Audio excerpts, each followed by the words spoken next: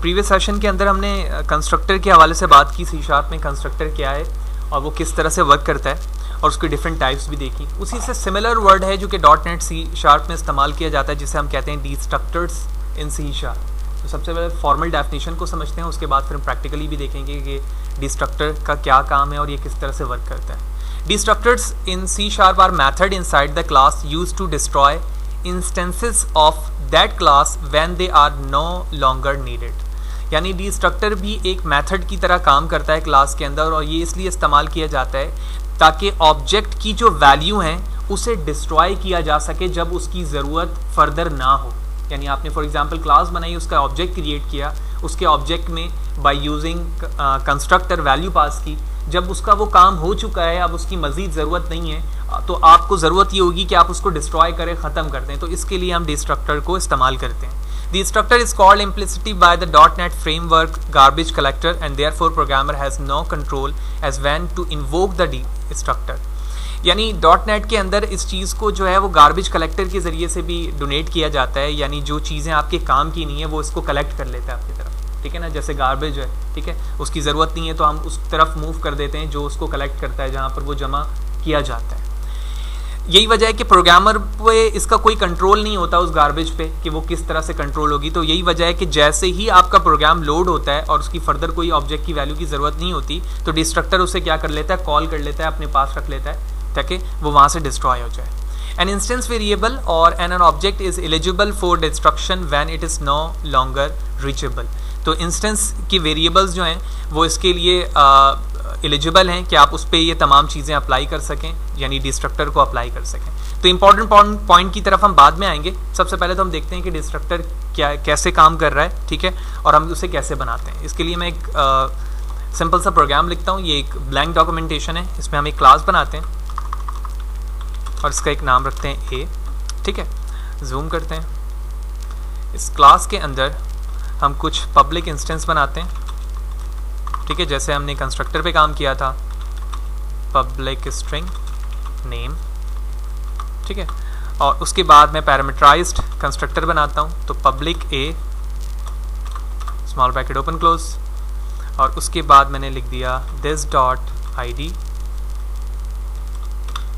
Equal to ID and this dot name equal to name. Okay, तो मुझे parameterise constructor बनाना है, तो मुझे यहाँ पर वो वैल्यू पास करनी होगी जैसे हमने कंस्ट्रक्टर में की थी। तो मैंने लिख दिया इंटीजर ID वही नेम और स्ट्रिंग नेम, ठीक है, ये दोनों पास कर लिया। ये पास करने के बाद हम एक मेथड बनाते हैं और इस मेथड के अंदर इन दोनों वैल्यू को डिस्प्ले करवा रहे हैं, ठीक है, जो कि कंस्ट्रक्टर पे भी हमने किया था। पब्लिक वॉइड बायो डेटा, ठीक है, इसकी बॉडी बनाई और यहाँ पर मैंने इन दोनों वैल्यूज़ को सिर्फ प्रिंट करवा लिया as like this comma ID। Copy करते हैं इस लाइन को और यहाँ पर हम वेरिएबल का नाम नेम कर देते हैं, दैट्स इट। उसके बाद हमने क्या करना होता है, ए के नाम से हम यहाँ पर ऑब्जेक्ट बनाते हैं, न्यू ए, ठीक है, जो ओवरऑल हमारा प्रीवियस स्ट्रक्चर में तरीका था, अभी तक हमने वही काम किया है। OBJ डॉट, आप देख रहे हैं दोनों पब्लिक ID और नेम जो वेरिएबल है पब्लिकली वो भी कॉल हो रहा है यहाँ पर नीचे, और इसी तरह जो बायोडेटा का फंक्शन मेथड बनाया था हमने वो भी यहाँ पर एक्सेसिबल है। तो अभी तक तो हमने ये बात की नहीं है कि एक्चुअली डिस्ट्रक्टर में एक्चुअली हो क्या रहा है और वो काम किस तरह से कर रहा है, ठीक है। यहाँ एरर मौजूद है क्योंकि दो वैल्यू पास करने की ज़रूरत है हमें, तो मैंने 1 पास किया और यहाँ पर फहद पास कर दिया, ठीक है। अब डिस्ट्रक्टर का काम हमारा स्टार्ट होता है कि जब मैंने ऑब्जेक्ट की वैल्यू यहाँ पर दी है और उसके बाद प्रोग्राम को डिस्प्ले किया है, तो अभी तक इंटरनली इस ऑब्जेक्ट के पास हमारी ये दो वैल्यू मौजूद है, ठीक है ना। और इसकी वजह से जब आप इस कंस्ट्रक्टर को बाद में भी इस्तेमाल करोगे तो आप देखोगे कि उसमें वो वैल्यू मौजूद है, जिसकी वजह से आपके प्रोग्राम की वजह से आपका मेमोरी एरिया कंज्यूम हो रहा है, ऑल्दो जब आप उससे काम ले चुके हैं उसके बावजूद भी। लिहाजा इसी चीज़ को ख़त्म करने के लिए डिस्ट्रक्टर का कॉन्सेप्ट है। जिस तरह से आप कंस्ट्रक्टर बनाते हो उसी तरह से डिस्ट्रक्टर भी आप बनाओगे, लेकिन डिस्ट्रक्टर बनाने के लिए सबसे पहले आपको जो साइन यूज़ करना होता है उसे हम कहते हैं टिल्ड, ठीक है ना।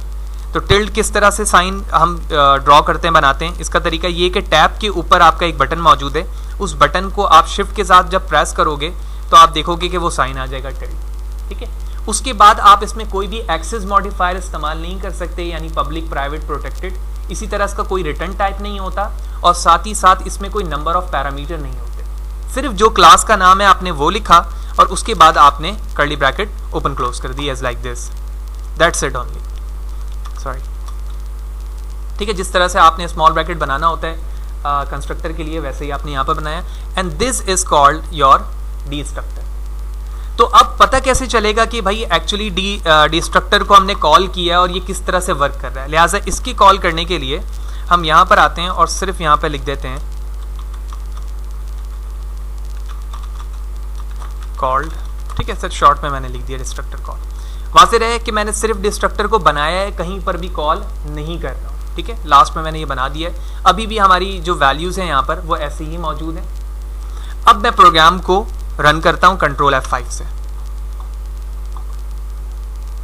And let's see what will be the output. आप देख रहे हो इस फंक्शन की वजह से दो वैल्यूज यहाँ पर डिस्प्ले हो चुकी हैं, दोनों का नाम लिखा आ रहा है, ID 1 एंड फहद, ये मैंने पास किया था।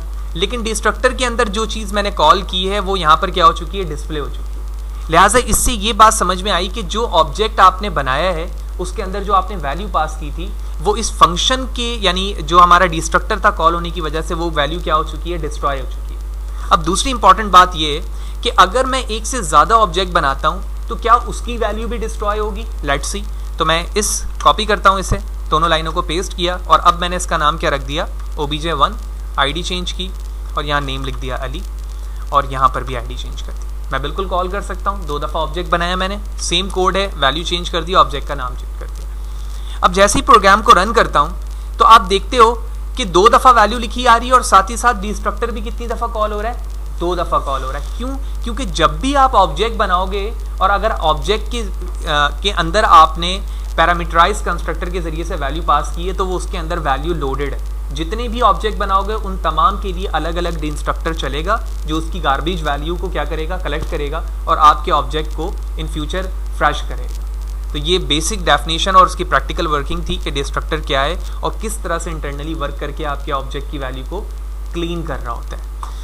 फाइनली पॉइंट की तरफ चलते हैं। ऑल्दो कुछ पॉइंट जो यहाँ लिखे हैं हम अभी परफॉर्म कर चुके हैं। Destructor is unique to its class, that is there can not be more than 1 destructor in a class, यानी एक यूनिक है डिस्ट्रक्टर, क्लास के नाम के साथ बनाया जाता है और आप एक क्लास के अंदर एक ही डिस्ट्रक्टर बना सकते हैं। लेकिन आपने देखा कि बनाने के बावजूद जितनी दफ़ा मैं ऑब्जेक्ट बना रहा हूँ उतनी दफ़ा वो कॉल हो रहा है, ठीक है। A destructor has no return type, और अभी हमने बनाया भी कि रिटर्न टाइप नहीं था, और same name as a class name including the same case, ठीक है। जो भी आपने क्लास का नाम केस रखा है वही आप नाम रखेंगे जैसे मैंने अभी रखा है। It is distinguish apart from the constructor because tilde symbol prefix to its name, ठीक है ना। थोड़ा सा फ़र्क है कंस्ट्रक्टर से जो कि इसको डिस्टिंग्विश करता है आपस में। इस किस चीज़ से डिस्टिंग्विश करता है? इस सिंबल से जो अभी हमने लगाया भी है। A destructor doesn't accept any parameter and modifier, ठीक है ना, हमने उसमें मॉडिफायर यूज़ किया है अगर आप इस पे देखो बगौर, और ना ही इसका कोई रिटर्न टाइप है, ठीक है। फर्दर आगे लिखा it can not be define in structure, it is only use with classes, यानी स्ट्रक्चर के अंदर हम स्ट्रक्चर नहीं बनाते हैं, सिर्फ क्लासेस के अंदर बनाते हैं। ऑल्दो हम अपकमिंग में स्ट्रक्चर्स भी पढ़ेंगे तो वहाँ पर हमें बात समझ में आएगी। It can not B overloaded और इनहेरिटेड, ना ये ओवरलोड हो सकता है और ना ये इनहेरिट हो सकता है। It is called when the program exit, यानी जैसे ही आपका प्रोग्राम एग्जिट होता है, ख़त्म होता है, उसी वक्त ये चीज़ें क्या हो जाती हैं, कॉल्ड हो जाती हैं। तो आपने देखा कि मैंने 2 दफ़ा ऑब्जेक्ट बनाकर जहाँ पे प्रोग्राम ख़त्म किया है मेन मेथड में, वहाँ पर ये विदाउट कॉलिंग खुद कॉल हो रहा है, ठीक है। Internally destructor called the finalize method on the base of base class of object, यानी ये फाइनलाइज मेथड है नीचे जो हम फाइनली बना रहे होते हैं, और बेस क्लास को ये रिप्रेजेंट कर रहा है, यानी जिस क्लास पे हमने फर्दर तमाम काम किए हैं उसी चीज़ पर ये वर्क कर रहा है ओवरऑल। तो इस सेशन पे हमने डिस्ट्रक्टर को जाना और प्रैक्टिकली यहाँ पर वर्क परफॉर्म करके देखा कि एक्चुअली डिस्ट्रक्टर का काम क्या है, किस तरह से इसे क्रिएट करते हैं, और इसके क्रिएट करने की वजह से इंटरनली हमारे सिस्टम को किस तरह की चीज़ों का रिलीफ मिल रहा है और किस तरह से ऑब्जेक्ट की वैल्यू क्या हो रही है, क्लीन हो रही है।